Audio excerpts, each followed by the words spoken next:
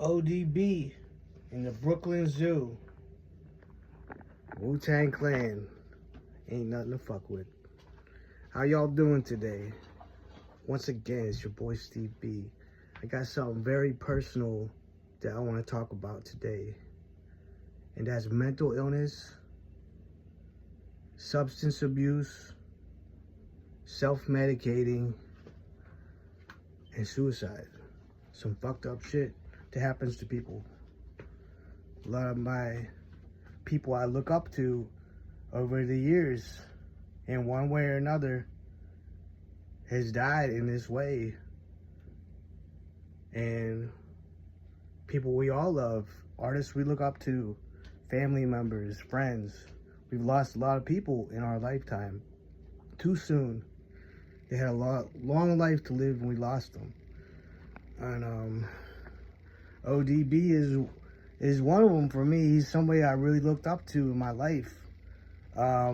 More recently, actually, because I didn't get into Wu-Tang until about maybe 3 or 4 years ago. Believe it or not, I'm a huge Wu-Tang Clan fan, and I slept on them almost my entire life. And I got into Wu-Tang Clan and got into a few members. I'm not gonna go into everybody. We all know who they are. The RZA, the Jizza, Inspector Deck, Raekwon the Chef, Ghostface Killah, Master Killer, U-God, ODB, of course, Method Man. Hey Jojo, we just talked about ODB. Mm-hmm. What did I tell you about ODB?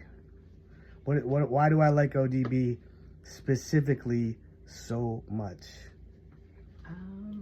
We talked about him having mental illness. Yeah. We talked about him musically, how he sang. so He yeah, he was sang so when he unique. rapped. It was I accidentally call it he was singing. Yeah, He sings more than he raps. Like he hits notes up and down the scale. right. He uses vibrato.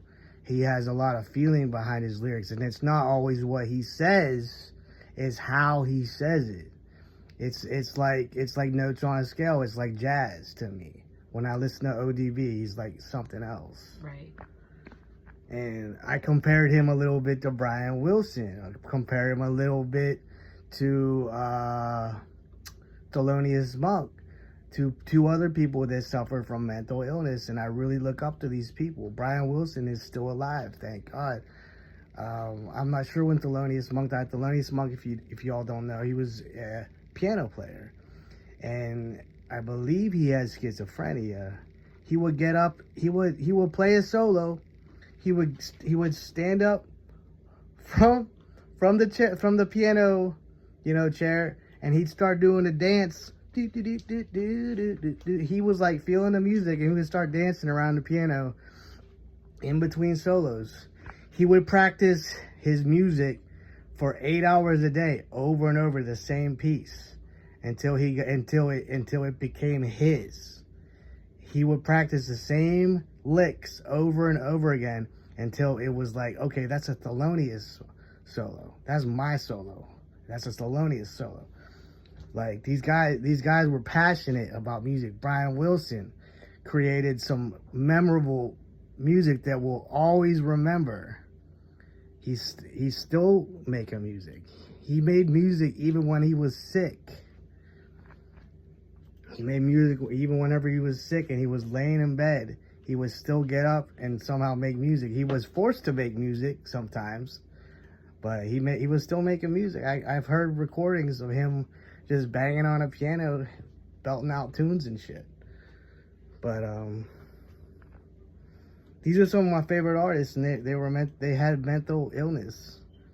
ODB in particular.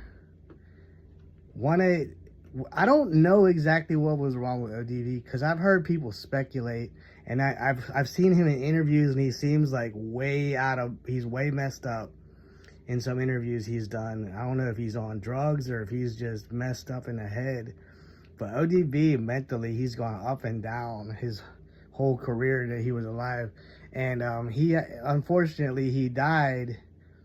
I don't remember what year it was. but he died of a drug overdose, an accidental drug overdose.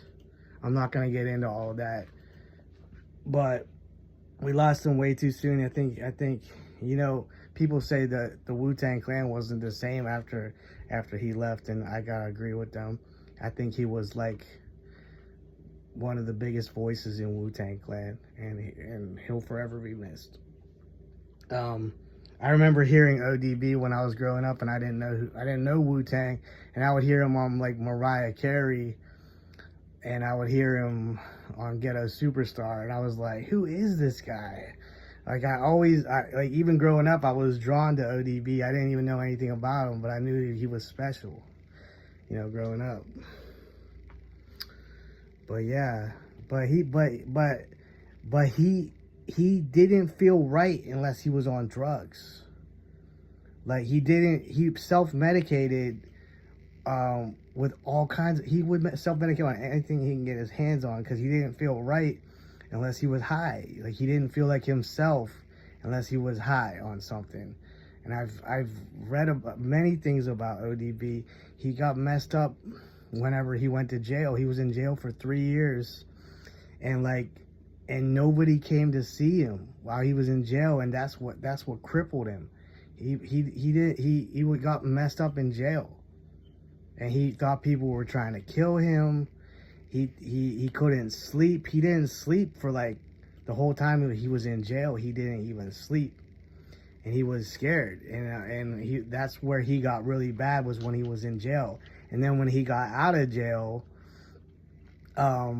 they tried to put him in the studio, and he couldn't do it. He couldn't do it anymore because he got so messed up. Whenever he was in jail, that he came back out of jail, he wasn't the same person. He wasn't the same rapper. He didn't have the same, he didn't have the same fire that he had before. And that's the truth. They tried to put him on Rockefeller Records, and they're like, oh, it's ODB, we're gonna make some hits. He made a couple good songs, but it was nothing like when he was in the early 90s with the Wu-Tang. It was nothing like that. Great man, great musician, great artist. I still look up to the guy. Jojo, you got anything to add? I know you don't like ODB like me, but Yeah. what do you think about mental illness and like artists and like people we've lost over the years to self-medication, drugs, suicide? I feel like sadly, a lot of artists that have mental illness, for some reason, they put so much more into their art than maybe like another person does. And that's not to say that someone who doesn't suffer from mental illness and is an artist in some way, whether it's a musician, an art, whatever, they don't put their all into it. But it's just, it seems like people with mental illness, their art is different in some way. It's just, there's some kind of passion to it or something that just, it makes them stand out. And could you give any examples? Kurt Cobain. Yeah. I mean, like anybody from that era, Amy Winehouse. I mean, like if we're talking musicians. Yeah, like 90s, like the 27 Club. Like the 27 The Club. 27 Club has claimed so many people. Mac Miller, I think Mac Miller was 27. Yeah. Mac Miller from Pittsburgh. Yeah, Amy Winehouse, Kurt Cobain. Jimi Hendrix. John Belushi? I don't know. Janis Joplin. Chris Farley. Yeah, Janis Joplin. Like so many amazing artists. Jimi Hendrix? Did you say Jimi Hendrix? Jimi Hendrix, yeah. Yeah. Like so many people died young, and it's the lifestyle, and it's like the self-medicating, like like you kind of get exploited. You get exploited in the music industry, and then you become so big that you can't even deal with yourself anymore. And then that's when the self-medicating and the drugs come into play. Like I know Janis Joplin, she had like horrible self-esteem because she could sing so beautifully and like with such power, but yet everyone called her ugly. And Who? like Janis Joplin. Yeah, everyone Yeah. called her ugly and disgusting, and she felt like such a piece of crap a lot of her life. And I mean, she was made fun of terribly in high school, and like, but yet she became such a popular artist back in a time where you didn't have to be beautiful and perfect to be a musician. Right. And yet she still got made fun of and still got told how ugly she was. And she dealt with that, I think, also by self-medicating through alcohol and heroin and everything. And it's such a shame because she had such potential to like go places and Right. be a lifetime artist. Right. And you know, Jim Morrison, he was part of the 27 Club. Jim Morrison, Like, R.I.P. You know, and not all these people may have had mental illness, but I feel like maybe they did, and they were definitely self-medicating with drugs, because especially back in the 60s and 70s, I mean, therapy and psych meds were really at their infancy, and there wasn't a lot of help for people. I don't think a lot of music artists take their meds or take meds. Or I think there's a lot of self-medication. Yeah, because I think that they drugs. Feel like taking the I mean, meds, well, drugs, like, yeah, but a lot of people will. I really didn't want to talk about myself in this department, but I remember whenever I was still a drinker, like I would drink alcohol to like suppress the mania and stuff, because it would slow me down. The alcohol would slow me down. I'd be on edge and shit, and I would drink alcohol to like slow me down. I would think that sometimes it also would, like, you feel like, or other artists would feel like the psych meds may like not give them the edge that they want, or they feel like they can create better when they're not on the meds, because the meds can be very like draining, and they can make you kind of feel like a zombie. Kanye West is a perfect example. Yeah. He says, "Oh, what did he say?" There's a famous quote that Kanye West said. He says, "I'm off the drugs. I'm off the drugs. I'm the real me. This is the real me. This is the real me." And like I felt that though, but like I totally get what he's saying. And I am medicated. I've been medicated like consistent for over 5 years. I haven't had a drink in 3 years. Right. I got a lot done whenever I was, you know, I do get a lot of crazy shit done when I'm manic and shit. But like now that I am like back on my medication better than I was before. You just gotta relearn to do stuff on medication. Yeah. You need to learn a different way to get shit done when you're medicated. You gotta learn self-care and to take care of yourself whenever you do get up. You need to be able to bring yourself back down and not just push the limit. Take your meds, folks. Drugs and alcohol is not a good way to self-medicate. It's gonna kill you. It's gonna kill you if you're self-medicating, or you're gonna hurt somebody else.